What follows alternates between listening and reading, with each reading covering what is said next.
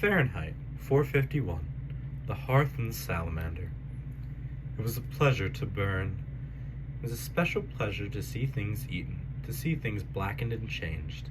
With the brass nozzle in his fist, with this great python spitting its venomous kerosene upon the world. The blood pounded in his head, and his hands were the hands of some amazing conductor playing all the symphonies of blazing and burning to bring down the tatters and charcoal ruins of history.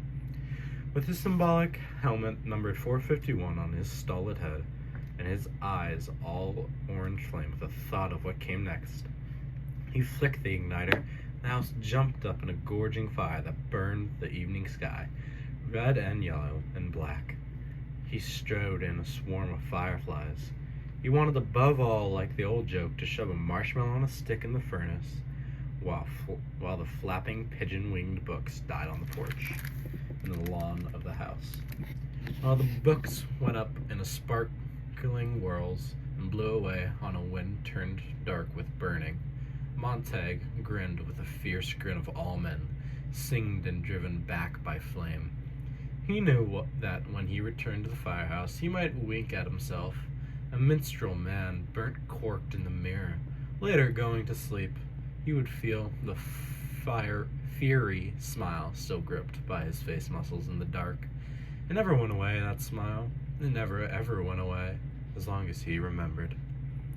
He hung up his black beetle-colored helmet and shined it. He hung his flame-proof jacket neatly. He showered luxuriously, and then, whistling, hands in pockets, walked across the upper floor in the fire station and fell down the hole. At the last moment, when disaster seemed positive, he pulled his hands from his pockets and broke his fall by grasping the golden pole. He slid down to a squeaking halt, the heels 1 inch from the concrete floor downstairs. He walked out of the fire station and along the midnight street toward the subway, where the silent air-propelled train slid soundlessly down its lubricated flue in the earth, and let him out with a great puff of warm air onto the cream-tiled escalator rising to the suburb. Whistling, he let the escalator waft him into the still night air. He walked toward the corner, thinking little at all about nothing in particular. Before he reached the corner, however, he slowed, as if a wind had sprung up from nowhere, as if someone had called his name. The last few nights he had the most uncertain feelings about the sidewalk just around the corner here, moving in the starlight toward his house. He had felt the moment prior to his making the turn someone had been there.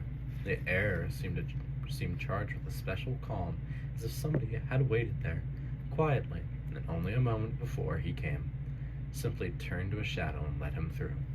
Perhaps his nose detected a faint perfume. Perhaps the skin on the back of his hands, on his face, felt the temperature rise at this one spot where a person standing might raise the median atmosphere 10 degrees for an instant. There was no understanding it. Each time he made the turn, he saw only the white, unused, buckling sidewalk, with perhaps, on one night, something vanishing swiftly across a lawn, before he could focus his eyes or speak. But now, tonight, he slowed almost to a stop, his inner mind reaching out to turn the corner for him. Had heard the faintest whisper of breathing? Or was that the atmosphere compressed merely by someone standing very quietly there waiting? He turned the corner. The autumn leaves blew over the moonlit pavement in such a way to make the girl who was moving there seem fixed to a sliding walk. Letting the motion of the wind and the leaves carry her forward, her head was half bent to watch her shoes stir the circling leaves.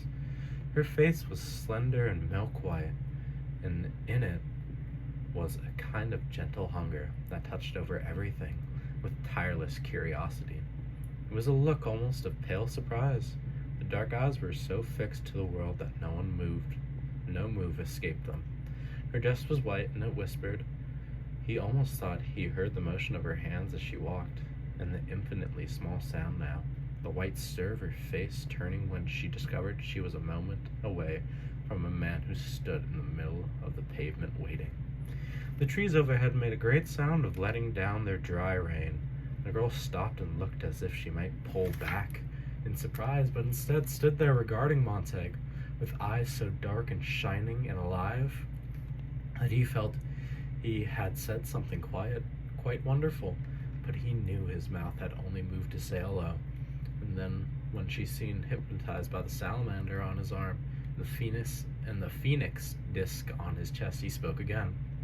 "Of course," he said. "You're the new neighbor, aren't you?" "And you must be," she raised her eyes from the professional symbols. "The fireman," her voice trailed off. "How oddly you say that." I'd have known it with my eyes shut," she said slowly. "What, the smell of kerosene? My wife always complains." He laughed. "You never wash it off completely." "No, you don't," she said in awe. He felt she was walking in a circle about him, turning him end for end, shaking him quietly and emptying his pockets without once moving herself. "Kerosene," he said, because the silence had lengthened, "is nothing but a perfume to me." "Does it really seem like that? Really?" "Of course. Why not?" She gave herself time to think of it. "I don't know." She turned to face the sidewalk going toward their homes. "Do you mind if I walk with you back? I'm Clarice McClellan." Clarice. Guy Montague. "Come along. What are you doing out so late, wandering around? How old are you?" They walked in the warm, cool, blowing night on the silvered pavement, and there was the faintest breath of fresh apricots and strawberries in the air.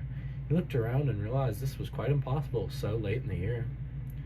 There was only the girl walking with him now, her face bright as snow in the moonlight, and he knew she was working his questions around, seeking the best answers she could possibly give. "Well," she said, "I'm 17 and I'm crazy. My uncle says the two always go together.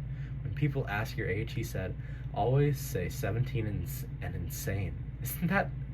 Isn't this a nice time of night to walk? I like to smell things and look at things and sometimes stay up all night walking and watch the sunrise." They walked again in silence. Finally she said, thoughtfully, "You know, I'm not afraid of you at all." He was surprised. "Why should you be?" "So many people are afraid of firemen. But you're just a man after all." He saw himself in her eyes, suspended in 2 shining drops of bright water, himself dark and tiny in fine detail, the lines about his mouth, everything there, as if her eyes were 2 miraculous bits of violet amber that might capture and hold him intact. Her face, turned to him now, was fragile milk crystal with a soft and constant light in it. It was not the hysterical light of electricity, but what? But the strangely comfortable and rare, gently flattering light of the candle. One time as a child in a power failure, his mother had found and lit a last candle, and there had been a brief hour of rediscovery of such illumination that space lost its vast dimensions, drew comfortably around them, and they, mother and son, alone, transformed, hoping that the power might not come on again too soon. And then Clarice McClellan said, "Do you mind if I ask you, how long have you worked at being a fireman?" "Since I was 20, 10 years ago." "Do you ever read any of the books you burn?" He laughed. "That's against the law." "Oh, of course. It's fine work. Monday, burn Millie. Wednesday, Whitman. Friday, Faulkner. Burn 'em to ashes, then burn the ashes. That's our official slogan." They walked still further, and the girl said, "Is it true, not long ago, firemen put out fires instead of going to start them?" "No. Houses have always been fireproof. Take my word for it." "Strange. I heard once that a long time ago, houses used to burn by accident, and they needed firemen to stop the flames." He laughed. She glanced quickly over him. "Why are you laughing?" I don't know." He started to laugh again and stopped. "Why?" "You laugh when I haven't been funny, and you answer right off. You never stop to think what I've asked you." He stopped walking. "You are an odd one." he said, looking at her. Haven't you any respect? I don't mean to be insulting, it's just I love to watch people too much, I guess. Well, doesn't this mean anything to you? He tapped the numerals 451, stitched on his char-colored sleeve. Yes, she whispered. She increased her pace. Have you ever watched the jet cars racing on the boulevards down that way? You're changing the subject. I sometimes think the drivers don't know what grass is or flowers because they never see them slowly, she said. If you showed a driver a green blur, oh yes, he'd say, that's grass. A pink blur? That's a rose garden. White blurs are houses. Brown blurs are cows. My uncle drove slowly on a highway once. He drove 40 miles an hour, and they jailed him for 2 days. Isn't that funny and sad, too? You think too many things, said Montag uneasily.